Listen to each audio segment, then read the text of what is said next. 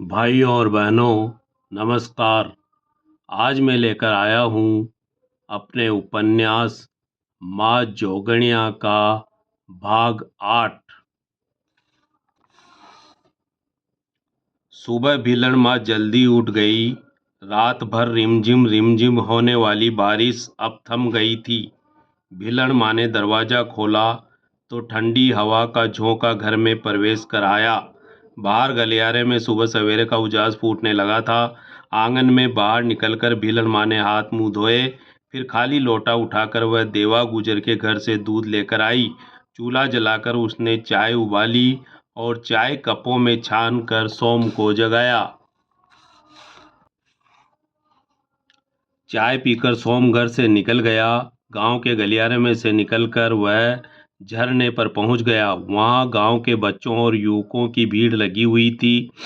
कल कल छल छल बहता हुआ पानी, चारों ओर खड़े हरे भरे पेड़, कोयल की कू कू, मोर की क्याऊं क्याऊं।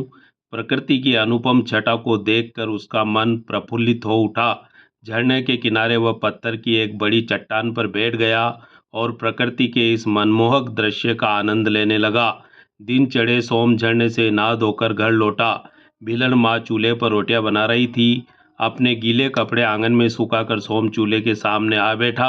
डेगची में उबली हुई मेथी पत्तों की सब्जी की खुशबू उसके नथुनों में आकर समाई तो उसकी भूख जागृत हो उठी।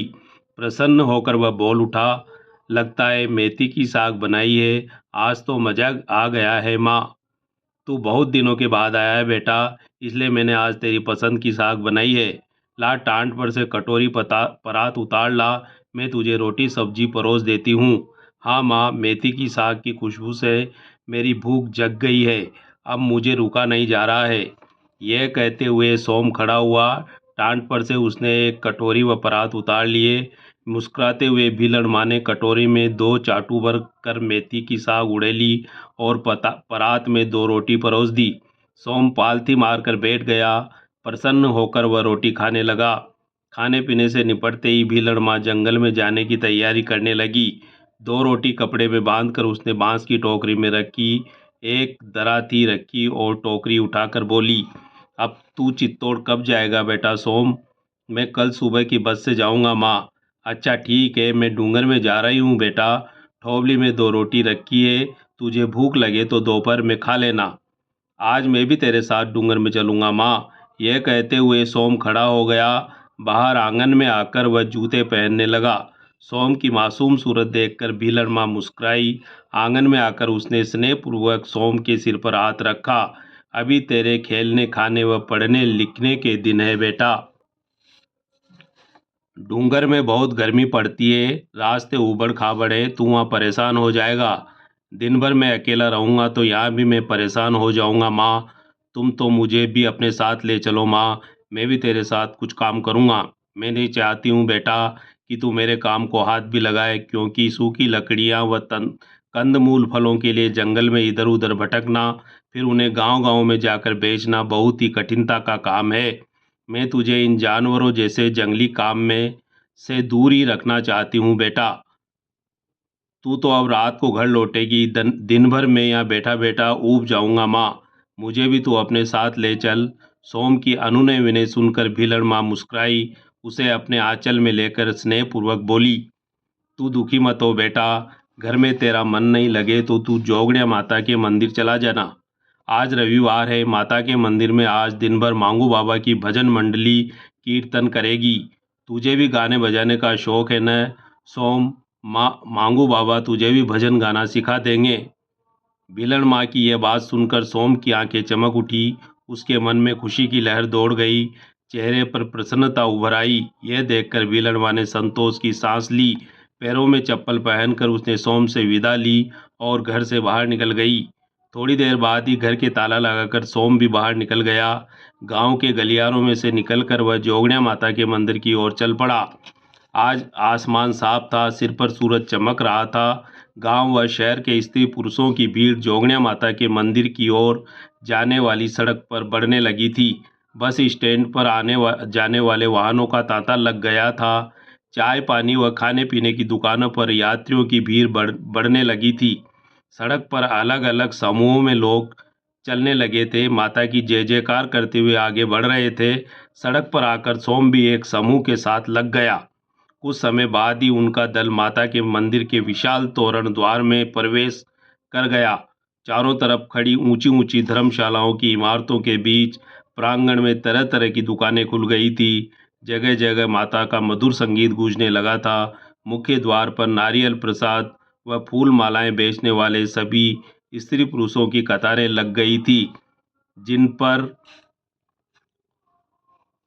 भक्तजनों की भीड़ लगने लगी थी। मंदिर के मुख्य द्वार तक पहुंचते पहुंचते सोम भाव विह्वल हो उठा। सीढ़ियां उतरते हुए उसके मन में माता के प्रति श्रद्धा उमड़ने लगी। सीढ़ियां उतरकर सोम ने माता के मंदिर के सामने बह रहे झरने के शीतल जल से हाथ मुंह धोए, पानी पिया। फिर मंदिर में आकर उसने घंटी बजाई। चांदी के छत्रों के नीचे विराजमान माँ जोगणिया के त्रिरूप का दर्शन करके मन आह्लादित हो उठा। जोगणिया माता ने ही उसकी पुकार सुनी है, जो उसे भीलड़ माँ जैसी माँ मिली है। माता का ही चमत्कार हुआ है कि वह चित्तौड़ के कॉलेज में पढ़ने पहुंच सका है। भक्तजनों की भीड़ में सोम ने मंदिर के फर्श पर बैठकर माता को ढोक लगाया। इसी समय किसी के मधुर स्वर में माता के स्तुति गीत की पंक्तियां गूंज उठी। गीत के बोलों को सुनकर सोम चौंक पड़ा। एक बार फिर माँ जोगणिया को प्रणाम करके वह खड़ा हो गया।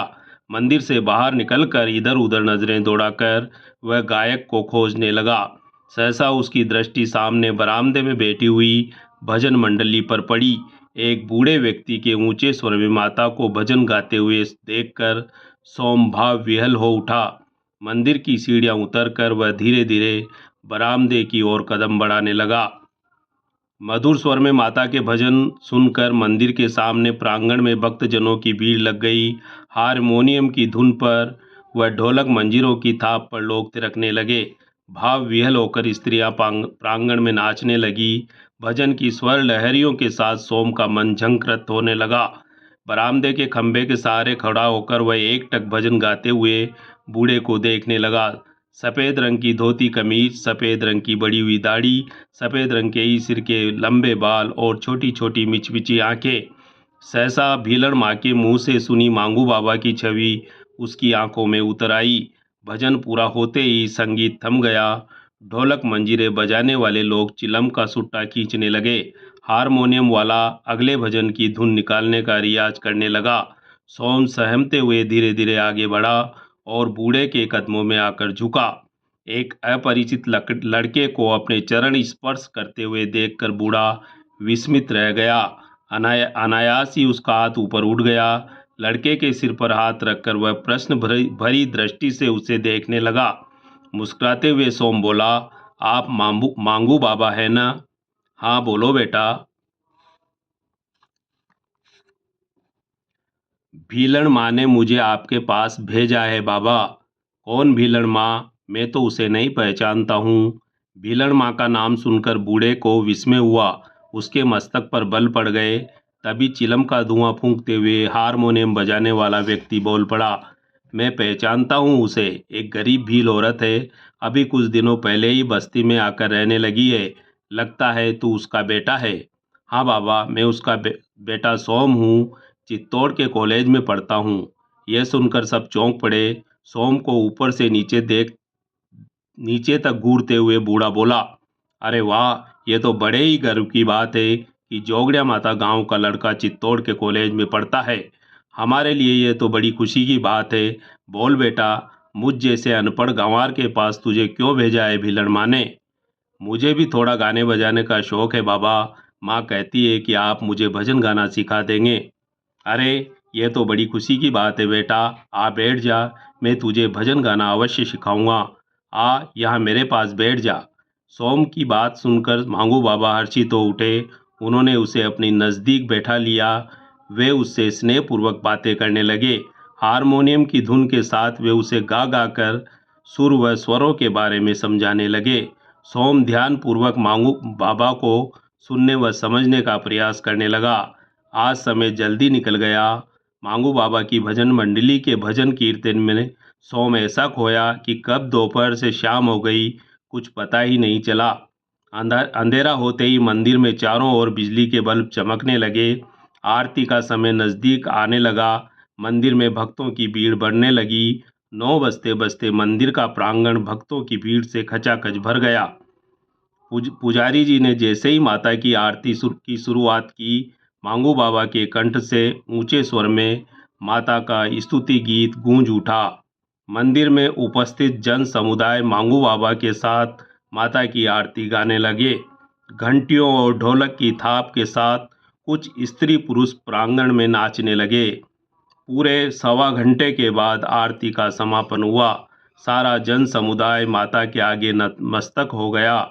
गीत और संगीत थम गया। माता का प्रसाद लेकर लोग बिखरने लगे।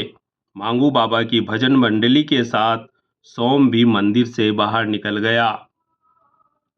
तो भाइयों और बहनों, ये था मेरे उपन्यास माँ जोगड़िया का भाग 8। अगला भाग लेकर मैं फिर शीघ्र ही आपके बीच हाजिर होऊंगा। धन्यवाद।